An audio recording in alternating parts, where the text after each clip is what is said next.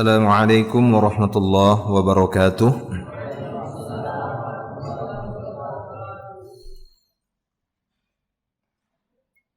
Innal hamdalillah nahmaduhu wa nasta'inuhu wa nastaghfiruh wa na'udzu billahi min shururi anfusina wa sayyiati a'malina.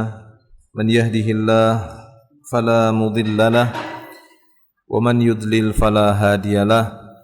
Ashhadu an la ilaha illallah wahdahu la syarika lah wa ashhadu anna Muhammadan abduhu wa rasuluh. Salawatullahi wa salamuhu ala Rasulillah Sayyidil anbiya'i wal mursalin qudwatina nabiyina Muhammadin sallallahu alaihi wasallam wa ala alihi wa ashabihi wa man tabi'ahum bi ihsanin ila yaumiddin, amma ba'd. Ma'asyiral muslimin wal muslimat wal ikhwan wal akhwat wal aba wal ummahat wat tullab wat talibat rahimani Allah wa iyyakum ajma'in. Walhamdulillah wa nashkurullah syukran katsira ala kulli ni'matillah. Segala puji hanya milik Allah Subhanahu wa taala. Kita bersyukur atas segala nikmatnya. Kita akan lanjutkan kembali pembahasan yang ada dalam kitab Mausu'ah Manahi Asy-Syar'iyyah atau ensiklopedi larangan menurut Al-Quran dan As-Sunnah. Yang berikutnya pembahasan yang ke-42. Baik. 6. Ats-tsani wa arba'un babuz zajri 'anil fatwa bi ghairi ilmin. Di pembahasan yang ke-42 ini akan membahas tentang larangan keras berfatwa tanpa ilmu. Larangan keras berfatwa tanpa ilmu. Ini di antara salah satu kerusakan yang banyak terjadi di tengah-tengah manusia, khususnya dari kalangan kaum muslimin sepanjang zaman, bahkan sampai nanti dekatnya hari kiamat. Di antara tanda-tanda dekatnya hari kiamat bahwa Allah Subhanahu wa taala akan mewafatkan orang-orang alim, ulama rabbaniyah, ulama rabbaniyin atau rabbaniyun. Diwafatkannya para ulama-ulama alim rabbani, sehingga yang tersisa hanyalah tokoh-tokoh yang menyesatkan, yang mana mereka dimintai fatwa lalu mereka berfatwa tanpa ilmu, seperti yang disebutkan dalam hadis. Nabi sallallahu alaihi wasallam bersabda, innallaha la yantazi'ul ilma intiza'an. Sesungguhnya Allah taala tidaklah mencabut ilmu ini dengan sekali cabut, walakin yantazi'uhu min sudurin nas atau minal ibad. Akan tetapi Allah Subhanahu wa taala, innallaha la yantazi'ul ilma intiza'an yantazi'u minal ibad. Sungguhnya Allah Subhanahu wa taala tidaklah mencabut ilmu ini dengan sekali cabut. Ya, dengan sekali cabut langsung hilang, tidak. Akan tapi Allah Subhanahu wa taala mencabut ilmu ini dengan mewafatkan para ulama. Ya, biqabdil ulama. Yaqbidul ilma biqabdil ulama. Sehingga tidak tersisa di muka bumi ini melainkan para ru'asa juhala, ya ini rais ataupun penguasa dan pemimpin-pemimpin yang jahil. Lalu mereka akan berfatwa, ya, fasu'ilu, mereka akan ditanya, faftau bi ghairi ilmin, mereka pun akan berfatwa tanpa ilmu, fadallu wa adallu, mereka sesat dan akan menyesatkan. Nah, ini diantara tanda dekatnya hari kiamat seperti yang disebutkan dalam hadis atau kama qala sallallahu alaihi wasallam. Oleh karena itu terlarang bagi siapapun untuk berfatwa tanpa ilmu. Ya, berfatwa tanpa ilmu. Seperti yang akan dibahas di sini. Di antara dalil yang akan beliau bawakan di sini adalah firman Allah Subhanahu wa taala dalam surat An-Nahl ayat yang ke-116. Allah taala berfirman, "Wala taqulu lima tasifu alsinatukumul kadhiba hadza halal wa hadza haram litaftaru 'ala Allahil kadhib innal ladzina yaftaruna 'ala Allahil kadhiba la yuflihun." Kata Allah Subhanahu wa taala, janganlah kalian mengatakan sesuatu yang disebutkan oleh lisan kalian secara dusta dengan mengatakan ini adalah halal, ini adalah haram. Litaftaru 'ala Allahil kadhiba, dengan tujuan untuk membuat kebohongan atas nama Allah. Innal ladzina yaftaruna 'ala Allahil kadhib la yuflihun. Sesungguhnya orang-orang yang berbuat kedustaan atas nama Allah maka mereka tidak akan beruntung. Nah, ini salah satu dalil dari ayat Allah Subhanahu wa taala dalam Al-Qur'an dalam surah An-Nahl ayat yang ke-116, betapa besarnya dosa orang-orang yang berfatwa ataupun berkata tanpa ilmu mengatasnamakan agama Allah, mengatasnamakan Allah Subhanahu wa taala ataupun agamanya dengan mengatakan ini halal, ini haram dengan tujuan untuk berbuat kedustaan atas nama Allah Subhanahu wa taala. Nah, adapun dalil yang menunjukkan dari beberapa hadis tentang larangan berfatwa tanpa ilmu, di antaranya adalah sabda Rasulullah sallallahu alaihi wasallam diriwayatkan dari Abu Hurairah radhiyallahu an, bahwa Rasulullah sallallahu alaihi wasallam bersabda, "Man uftiya bi ghairi ilmin." Siapa saja yang diberikan fatwa tanpa ilmu, kana ithmuhu ala man aftahu, maka dosanya ditanggung oleh orang yang memberi fatwa. Siapa saja yang diberi fatwa tanpa ilmu, maka dosanya ditanggung oleh orang yang memberikan fatwa itu. Nah, ini dalilnya. Lalu di dalam hadis ini juga disebutkan, waman asyara ala akhihi bi amrin, siapa yang mengisyaratkan kepada saudaranya satu urusan, ya'lamu rusyda fi ghairihi, namun dia mengetahui di sana ada yang lebih utama pada selainnya, tapi justru dia anjurkan saudaranya dalam perkara ini, padahal di sana ada yang lebih utama, faqad khanahu, maka sungguh dia telah berkhianat terhadap saudaranya. Yang seperti ini saja sudah dikatakan berkhianat. Dia sebenarnya tahu ada perkara yang lebih baik lagi diambil oleh saudaranya, tapi dia anjurkan yang lebih rendah. Mungkin karena sebab kedengkian, mungkin atau karena sebab iri atau sebab yang lainnya. Yang seperti ini saja dianggap telah berkhianat. Seharusnya dia memberikan petunjuk yang lebih utama, tapi tidak. Dia tahu ada yang lebih utama, namun dia menganjurkan hal yang di bawahnya. Maka sungguh, kata beliau, orang tersebut telah berkhianat kepada saudaranya. Faqad khanahu, maka dia telah mengkhianati persaudaraan terhadap saudaranya, karena menganjurkan saudaranya kepada perkara yang di bawah utama. Taib. Walaupun syahidnya di kalimat yang pertama, man uftiya bi ghairi ilmin kana ithmuhu ala man aftah. Nah, demikian juga diriwayatkan dari Atha bin Abi Rabbah. Atha bin Abi Rabbah, ia berkata, aku mendengar Ibnu Abbas radhiyallahu anhuma menceritakan tentang seorang laki-laki di zaman Nabi sallallahu alaihi wasallam yang terluka pada bagian kepalanya. Kemudian pada malam harinya dia mimpi basah. Paham ya, mimpi basah, ihtilam. Bukan mimpi disiram air. Jadi pada waktu itu Ibnu Abbas menceritakan ada seorang laki-laki di masa Nabi sallallahu alaihi wasallam terluka pada bagian kepalanya, majruh atau jurh, tertimpa luka yang parah. Lalu malam harinya dia mimpi basah yang menyebabkan dia harus mandi. Lalu ia disuruh mandi. ya oleh teman-temannya, dipaksa untuk mandi, maka ia pun mandi. Setelah mandi, tubuhnya kejang-kejang, lalu meninggal, mati. Kenapa? Karena saking dinginnya. Ya, karena saking dinginnya, terlebih lagi dia dalam kondisi terluka di bagian kepalanya. Mungkin lukanya sangat menganga. Lalu dipaksa untuk mandi karena dia bermimpi. Teman-temannya mengatakan, wah wajib mandi kamu seperti ini.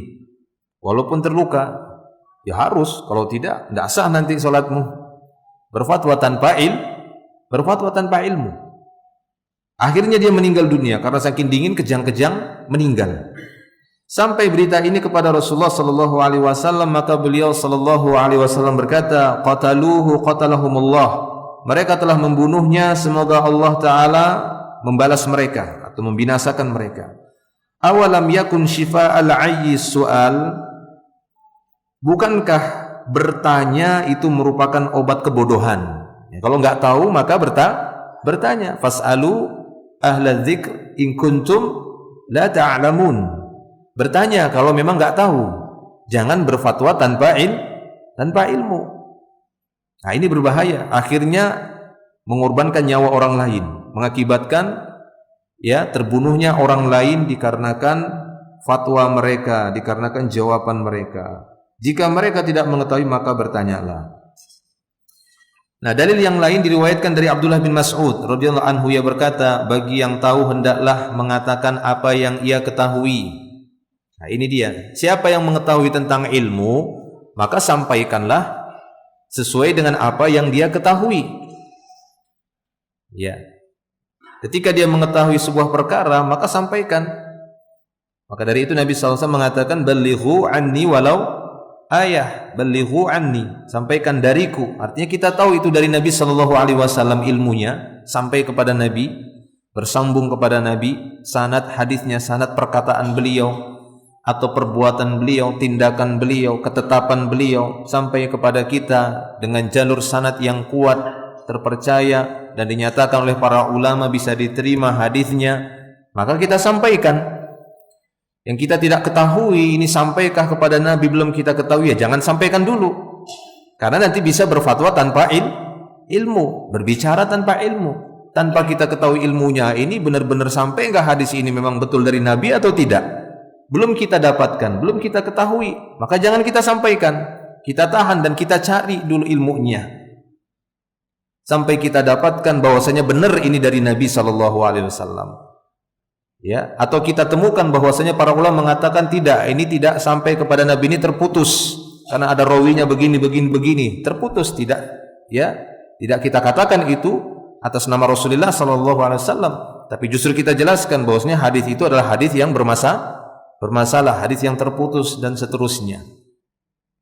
Nah, maka ini kata Abdullah bin Mas'ud, dia berkata, bagi yang tahu hendaknya mengatakan apa yang dia ketahui, dan bagi yang tidak tahu, tidak memiliki ilmu, katakan Allahu a'lam, Allah yang lebih mengetahui.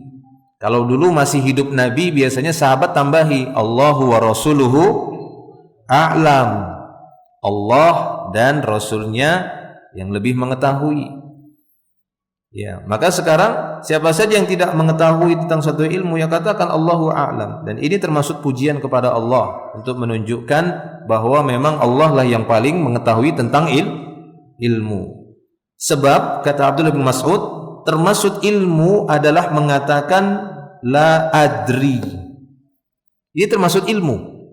Ketika seorang enggak tahu lalu dia katakan la adri, atau dalam bahasa kita enggak tahu. Ya, Allahu a'lam, Allah yang lebih mengetahuinya.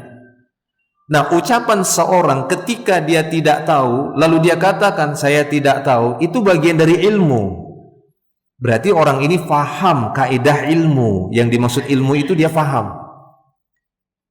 Ya, seorang yang faham mendalam, ilmunya itu mendalam, dia akan mengatakan saya tidak tahu di saat dia benar-benar tidak tahu. Nah, ini dia.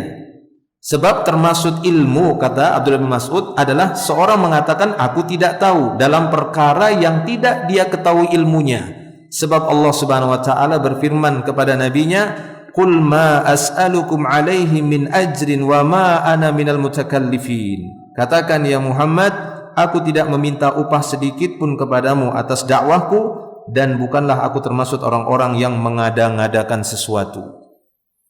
Jadi Nabi SAW adalah orang yang hanya menyampaikan, bukan mengadakan sesuatu yang tidak ada sumbernya dari Allah, tidak. Beliau hanya menyampaikan saja apa yang datang dari Allah Subhanahu wa taala. Beliau tidak membebani dirinya untuk mencari tahu ini gimana jawabnya, enggak. Kalau beliau tidak tahu, maka beliau akan diam sampai beliau dapati informasi itu datang dari Allah melalui Jibril alaihi salam atau melalui proses para sahabat. Kadang Allah taala berikan ilmu tersebut tidak melalui Jibril alaihissalam yang datang kepada Nabi, akan tetapi sebabnya melalui proses para sahabat yang mimpi, lalu nanti Jibril datang mengatakan benar itu mimpinya, kan begitu. Sebagaimana bermimpinya sahabat tentang lafaz-lafaz azan, tentang lafaz azan, lalu Nabi SAW membenarkannya. Nabi SAW membenarkannya. Taib. Jadi ini termasuk ilmu. Nah, di antara tidak fahamnya dengan kaidah ilmu, ketika seorang memaksakan diri untuk memberikan jawaban, memberikan fatwa pada kondisi ataupun pada keadaan yang dia nggak tahu ilmunya. Nah, ini yang berbahaya. Ini akan menjatuhkan dia kepada kesalahan yang besar tadi, yaitu berfatwa tanpa ilmu. Baik, kemudian di sini beliau menyebutkan kandungan bab. Pertama, seorang mufti berbicara atas nama Allah. Jadi seorang mufti maksudnya yang dikatakan ahlu fatwa, yang ahli dalam fatwa. Sejatinya mereka bisa dikatakan sebagai ada istilah itu muwaqi' anillah. Muwaqi' itu yang ngasih tauqi'. Tahu tauqi' ya? Tanda tangan. Boleh, kan begitu ya? Boleh. Nah, seorang mufti itu seakan-akan begitu. Ketika datang suatu pertanyaan, lalu seakan-akan dia menandatangani, boleh. Kan begitu? Nah, itu dia. Oleh karena itu, seorang mufti itu berbicara atas nama Allah, maka hendaklah ia berhati-hati agar tidak berbicara tentang Allah tanpa ilmu. Karena seorang alim itu sebenarnya adalah walinya Allah, wakilnya Allah Ta'ala di muka bumi ini, orang-orang yang diberikan ilmu. Maka janganlah mereka berbicara kecuali berdasarkan ilmu yang telah mereka peroleh saja. Sesuatu yang mereka belum dapatkan, maka katakanlah la adri, Allahu a'lam, atau dia menganjurkan kepada yang lebih a'lam dalam masalah ini, yang dia ketahui dari saudara-saudaranya ataupun dari ulama yang lainnya. Oleh sebab itu Ibnu Qayyim Al-Jauziyah dalam kitabnya I'lamul Muwaqqi'in 'anir Rabbil Alamin, kata Al-Imam Ibnu Qayyim, apabila kedudukan sebagai juru bicara raja merupakan kedudukan yang sangat terhormat, juru bicara di tengah-tengah manusia dari sebagian penguasa, bahkan hampir bisa dikatakan setiap penguasa, apakah itu namanya raja, sultan, presiden atau rais atau apapun itu, akan kita dapati juru bicaranya. Nah, apabila kedudukan sebagai juru bicara raja merupakan kedudukan yang sangat terhormat, wakilnya raja, kan begitu, wakilnya presiden, pokoknya dia menghadapi rakyat, apa yang disampaikan oleh penguasa atau raja pada waktu itu, nanti yang menjelaskan adalah juru bicara, panjang lebar dia jelaskan, tapi tidak keluar dari tema ucapan penguasa, kan begitu, tidak keluar dari inti ucapan si raja tadi. Kalau sampai dia mengada-ngada, maka pasti raja tersebut akan murka kepadanya. Kalau sampai keluar dari inti pembicaraan dari raja tadi, yang diinginkan oleh raja tadi. Nah, itulah intinya juru bicara. Juru bicara kan tujuannya untuk membicarakan kepada rakyat apa yang diinginkan oleh penguasa. Apa yang diinginkan oleh penguasa. Nah, demikian juga para ulama tersebut, para ulama, orang alim, Mereka merupakan juru bicara untuk menjelaskan kepada manusia apa yang diinginkan oleh Allah. Apa yang diinginkan oleh Allah Subhanahu wa taala untuk hamba-hambanya. Nah, mereka ini, orang-orang yang berilmu ini yang bertugas untuk menjelaskan kepada manusia. Maka hendaknya mereka menjelaskan tersebut kepada manusia sesuai dengan ilmu yang telah Allah taala berikan kepada mereka, yang telah Allah taala turunkan. Nah, inilah perumpamaan yang dikatakan oleh Al-Imam Ibnu Qayyim Al-Jauziyah di sini. Apabila kedudukan sebagai juru bicara raja merupakan kedudukan yang sangat terhormat, semua orang tahu kemuliaannya dan merupakan kedudukan yang paling tinggi. Lalu bagaimanakah pula kedudukan sebagai juru bicara raja langit dan bumi ini?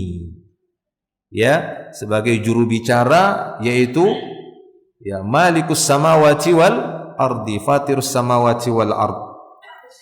Ya, orang yang diangkat sebagai juru bicara Allah haruslah mempersiapkan diri sebaik-baiknya. Ya, makanya orang yang berdakwah menyampaikan ilmu harus betul-betul mempersiapkan diri, harus betul-betul matang, kuasai Al-Qur'an, kuasai hadis, kuasai bahasa Quran dan hadis. Makanya di situ diperintahkan untuk belajar. Karena orang yang mempelajari agama ini secara khusus nantinya dia akan menjadi juru bicaranya Allah Subhanahu wa taala, yang akan menyampaikan kalamullah, yang akan menyampaikan firman-firman Allah taala. Apa yang diinginkan oleh Allah untuk manusia, dia yang bantu jelaskan. Sehingga dia pelajari, dia fahami dengan pemahaman yang lurus. Ya, bukan dia pahami dengan seenaknya saja, sesuai dengan seleranya, sesuai dengan hawa nafsu. Tidak bisa. Tapi dia berusaha untuk memahami dari pemahaman orang-orang yang mengawali Islam ini, supaya dia tidak salah juga memberikan pemahaman kepada manusia terhadap keinginan Allah Ta'ala. Ya, jadi orang yang diangkat sebagai juru bicara Allah haruslah mempersiapkan diri sebaik-baiknya. Ia harus menyadari betapa agung kedudukannya tersebut. Janganlah dadanya merasa berat untuk mengatakan kebenaran. Nah, jangan pula seorang juru bicara Allah terasa berat untuk menyampaikan kebenaran. Ya, terasa berat sekali. Nanti marah, nanti saya dimusuhi, nanti mereka enggak mau lagi tegur saya. Kan begitu? Kalau terlalu mendahulukan perasaan sehingga akhirnya menyembunyikan kebenaran, ya ini sama, satu sisi lagi masuk kepada pembahasan kita sebelumnya, menyembunyikan ilmu. Tidak boleh menyembunyikan ilmu. Barang siapa yang ditanya satu ilmu, seperti pernah kita bahas, ya, lalu dia menyembunyikannya, fakatamahu, maka uljima min lijamin minan nar, maka dia akan diikat dengan tali kekang api neraka. Nah, ini tidak boleh juga. Tidak boleh juga berbicara tanpa ilmu, tidak boleh juga menyembunyikan ilmu. Nah, ya, jadi dia harus menyadari tentang agungnya kedudukannya. Janganlah dadanya merasa berat untuk mengatakan kebenaran dan menyatakannya, karena sesungguhnya Allah menolongnya dan menunjukinya. Bagaimana tidak, itulah kedudukan yang Allah sendirilah yang menanganinya. Dia berfirman, wa yastaftunaka fin nisa qulillahu yuftikum fihinna wa ma yutla alaikum fil kitab. Dan mereka meminta fatwa kepadamu tentang para wanita, katakanlah Allah memberi fatwa kepadamu tentang mereka dan apa yang dibacakan kepadamu dalam Al-Quran.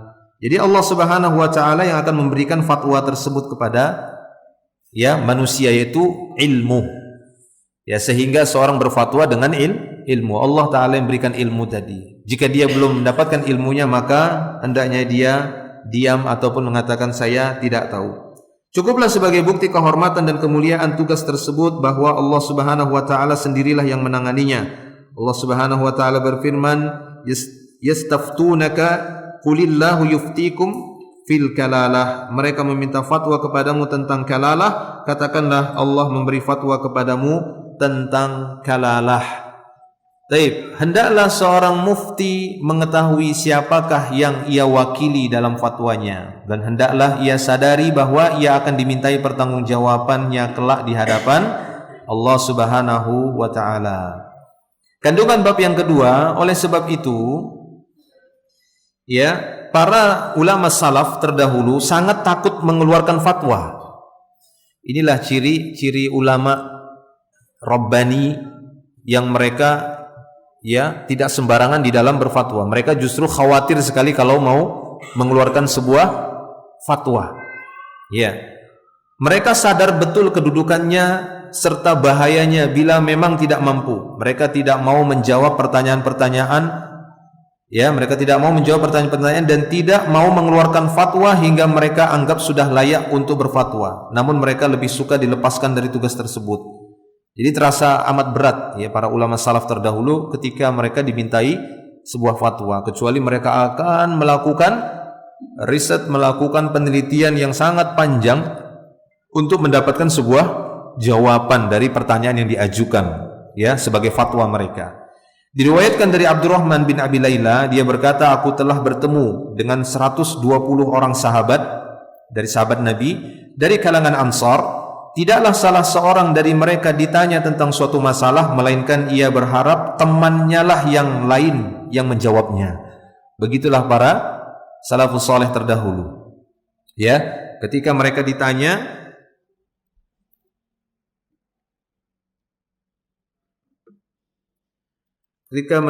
tentang satu ilmu, ya, tatkala mereka ditanya tentang satu ilmu, mereka tidak langsung menjawab, bahkan mereka berharap agar sahabat dan teman mereka yang lainlah yang menjawabnya, jangan mereka. Berbeda dengan ya manusia ataupun orang-orang di belakangan hari justru berlomba-lomba untuk berfatwa, ya. Bahkan kadang fatwanya itu tanpa ilmu sehingga kerusakan yang banyak terjadi. Kandungan bab yang ketiga, oleh karena itu hendaklah orang-orang jahil menjauhi kedudukan ini. Hendaklah orang-orang jahil yang tidak memiliki ilmu menjauhi kedudukan ini, yaitu memberikan fatwa. Jangan sampai dia nanti berfatwa dengan kebodohannya. Khususnya dari kalangan fuqaha dan orang-orang yang mengaku berilmu, namun sebenarnya dia tidak punya ilmu, yang cepat sekali mengeluarkan fatwa karena takut dibilang bodoh atau karena ingin mendapat perhatian dalam majelis. Nah, ini yang bisa membuat rusak. Ya, khawatir nanti dibilang, wah, nggak hebat berarti ilmunya, ditanya gitu aja nggak tahu. Ya kan? Akhirnya apa? Memaksa dia untuk menjawab daripada nanti saya dibilang nggak punya ilmu, ya, atau dianggap nanti ilmunya sangat sedikit ataupun dangkal. Ataupun daripada nanti saya digeser dari sebuah majelis, nggak disuruh ngisi kajian lagi. Kenapa? Karena banyak nggak taunya kalau ditanya. Ya, maka ya lebih baik saya jawab saja, jangan. Ya, justru itu akan membahayakan dirinya dan orang lain. Fadalla wa adall. Dia bisa tersesat dan menyesatkan orang lain. Nah, itu berbahaya. Keempat, kandungan bab yang keempat, ketahuilah wahai hamba Allah, mengeluarkan fatwa berarti engkau telah berbicara atas nama Allah tentang perintah dan larangannya. Jadi ketahuilah, kata beliau, wahai hamba Allah, ketika seorang itu berfatwa, maka seakan-akan dia telah menyatakan atau telah berbicara atas nama Allah. Memang seperti ini yang Allah inginkan. Ya, memang seperti ini yang Allah Ta'ala inginkan. Dan engkau akan ditanya dan mintai pertanggungjawabannya. Oleh sebab itu, bila engkau ditanya tentang sesuatu masalah, maka jangan pikirkan keselamatan si penanya saja. Jadi kalau kita ditanya tentang suatu masalah, jangan yang kita pikirkan keselamatan si penanya saja. Bagaimana hukumnya begini? Ini sangat ini penting bagi saya. Wah, ini dia harus dapat jawaban ini penting ini. Ya, jangan hanya memikirkan keselamatan si penanya saja, tapi pikirkan juga keselamatan yang ditanya, karena dia akan berfatwa. Ya, jadi jangan hanya memikirkan keselamatan si penanya saja. Yang ditanya atau yang akan memberikan fatwa juga harus memikirkan dirinya. Namun pikirkanlah dahulu keselamatan dirimu, kata beliau. Jangan hanya pikirkan keselamatan si penanya. Jika engkau mampu menjawabnya, ya jawab. Maka jawablah. Jika kamu memang mampu untuk menjawabnya, silahkan jawab. Jika tidak mampu, maka lebih baik diam. Jika memang tidak mampu, maka lebih baik diam. Sebab menahan diri dalam kondisi seperti itu lebih selamat, lebih bijaksana, dan lebih menunjukkan kedalaman ilmumu. Maka wahai para mufti, periksalah benar-benar fatwa yang engkau keluarkan. Engkau telah membawa dirimu kepada perkara yang sangat berbahaya. Janganlah engkau keluarkan fatwa kecuali bila keadaan sangat darurat. Ya, jangan keluarkan fatwa kecuali dalam kondisi yang sangat-sangat darurat. Dan demikian juga para ulama juga sering mengatakan, jangan terburu-buru mengatakan sebuah perkara adalah darurat. Karena darurat itu berkenaan dengan hilangnya nyawa, kan itu ya. Itu darurat yang udah ada di depan mata. Jadi tidak setiap perkara itu kemudian dikatakan oh darurat ini, darurat itu, darurat ini, darurat itu, lalu berfatwa. Ya, lalu berfatwa. Tidak. Ya, oleh karena itu hendaknya lebih berhati-hati. Suatu hari Al-Qasim bin Muhammad pernah ditanya, lalu dia menjawab, Allahu a'lam. Kemudian dia berkata, demi Allah lebih bagus seorang itu hidup jahil. Perhatikan kalimat ini, bukan berarti lebih memilih bodoh, bukan, ya. Demi Allah lebih bagus seorang itu hidup jahil setelah mengetahui hak-hak Allah atas dirinya daripada mengatakan apa yang tidak dia ketahui. Ya, artinya ketika seorang sudah mengetahui mana hak Allah yang wajib dia tunaikan, dia sudah tahu, dia sudah pelajari ya apa yang wajib bagi dirinya dari hak Allah Subhanahu wa taala dan hak yang lainnya, maka lebih baik dia memilih jahil ketika ditanya tentang sesuatu daripada dia harus berfatwa tanpa ilmu. Lebih baik dia bertahan dengan kejahilannya dengan mengatakan tidak tahu. Nah, itu kan jahil berarti dia nggak tahu. Tapi ketidaktahuannya ini bukan tercela, justru ini adalah tanda kedalaman ilmunya. Saat dia diam ataupun mengatakan tidak tahu. Ketika seorang mengatakan ditanya sesuatu dia mengatakan tidak tahu, ya secara ini kan dikatakan jahil. Ya, artinya dia tidak tahu. Namanya orang tidak tahu, nggak tahu ilmunya berarti jahil. Tapi kejahilannya itu bukan kejahilan yang mazmum, bukan tercela, tapi jahilnya dia tersebut adalah yang terpuji karena dia menahan diri dari sesuatu yang bisa membahayakan dirinya serta orang lain.